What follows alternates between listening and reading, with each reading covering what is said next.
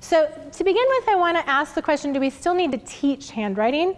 And I ask that because in a lot of schools, handwriting is very loosely instructed. There is not a systematic approach to handwriting instruction. And one teacher's teaching it one way, another's teaching it another. Some teachers aren't instructing, they're letting the kids figure it out. Sometimes this looks like give kids paper with no lines and let them just write. So there's lots of ways this is being played out in different places. Some of you look surprised at that. But this question is really important because culturally, a lot of people are saying we don't need to teach handwriting because we're all moving to computers. Therefore, handwriting is becoming an obsolete skill. But it's really important to understand the research. And I think one of the best studies about this came out of a university in Europe where they taught adults a new language. And they taught them a new alphabet. And they taught some adults how to write the alphabet. And they taught another group of adults how to type the alphabet. And then they compared these two groups. And they said, which group mastered the sounds of this alphabet better? And they found that the group who learned how to write it had better recall of those sounds for a longer period of time. They had fewer reversals when reading, as well as when writing. And they retained it over a long period of time when testing at intervals over periods of months. They also did functional MRI studies of these adults as they read the alphabet. And here's what they discovered. Functional MRI traces the blood flow and oxygenation to the brain as you're doing an activity. And they found that the adults who learned to write this alphabet, when they were reading, were triggering areas of the motor sensory areas of the brain while they were reading it. So one of the conclusions was when writing by hand, the movements involved leave a motor memory imprint in the sensory motor part of the brain, which helps us recognize letters. So this is multisensory learning. You learn motor skills and it leaves an imprint of the shape of those letters in the brain, which helps the student to recognize how to read those letters. So handwriting is really the kinesthetic experience of written language.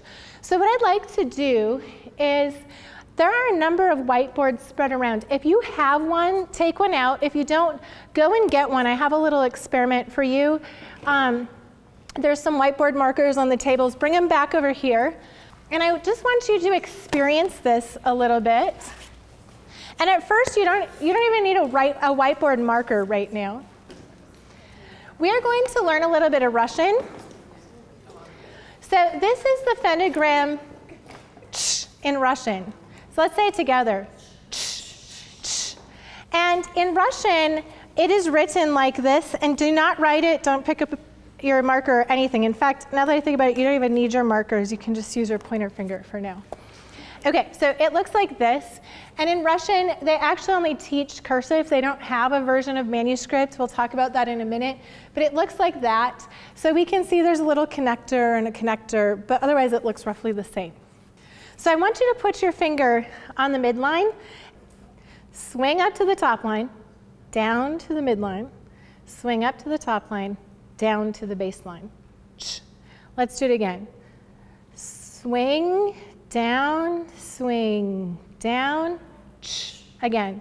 Swing, down, down. Let's do it with our pointer finger in the air. Swing, down, down. Are you beginning to feel this letter, this pentagram? Okay, go ahead and you can now write it with your marker. Swing, down, and then say ch. All right, there you go. All right, we have another phonogram in Russian, and this is aw. Go ahead. You can say it. Do not write it, though.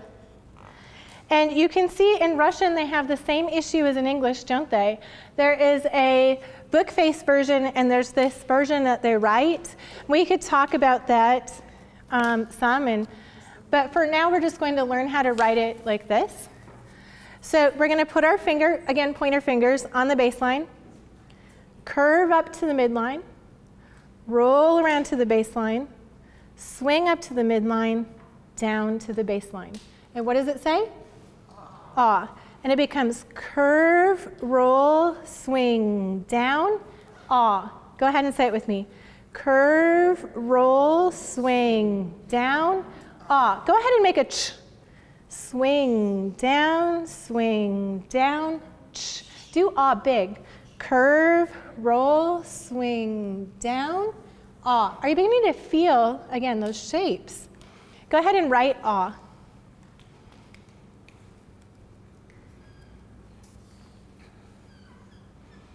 Okay, and what does that one say? Ah. You're writing in Russian. All right, the last one is the most difficult sound to say. So listen carefully. It goes like this, E. And some of you are like, what's wrong with that? Okay, you have an auditory processing problem in Russian, I promise. Here's why. You need to go back to kinesthetic awareness of sounds, okay? So say E, now say I. What do you notice about these sounds? E, I. I as in pin and E as in seen. Do you notice? Okay, so your mouth opens wider and it's more tense. In linguistics, this is called a tense lax vowel pair. In Russian, E is written without that little curve over it. And this sound is right between I and E. So feel that. E, E, E, E. Can you feel it? So they have a hard E and a soft E. And they distinguish these sounds. English does not distinguish these. So most of you probably cannot hear the difference, but can you feel it? Yeah. So here's how you write E.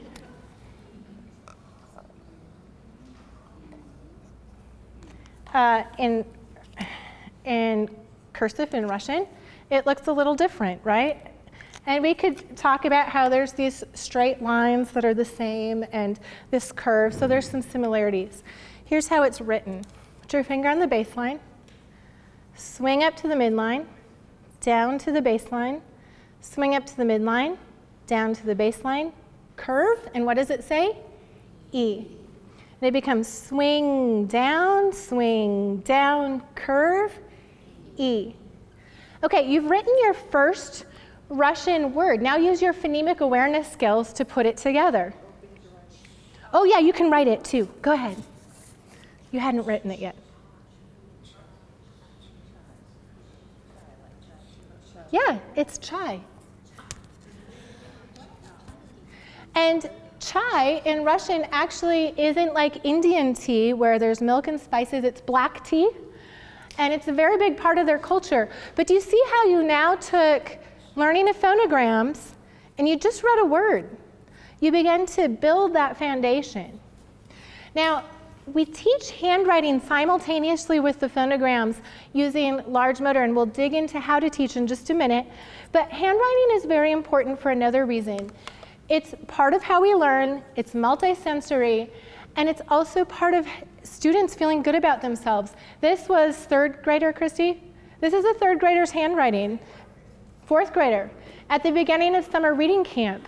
And how would that student feel about themselves if they're in fourth grade and write like a kindergartner? It's something they struggle with a lot. They feel shame.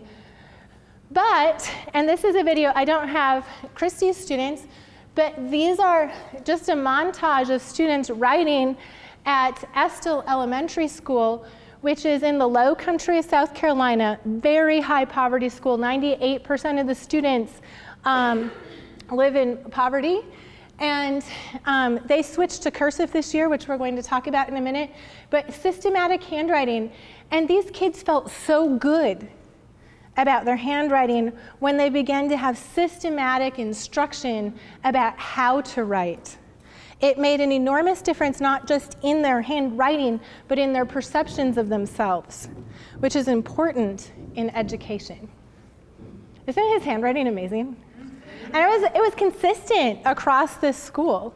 By the way, a little tip, The school had some problems where a few teachers, again, adopted good handwriting practices at the beginning of the year, and then some of the teachers did not.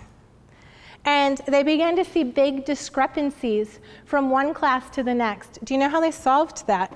They began posting handwriting samples of the classes that were doing really well in the hallways, and pretty soon all of the classrooms began posting because they all wanted to see that same sort of thing. So they used a really positive motivator of showing and holding up a good example.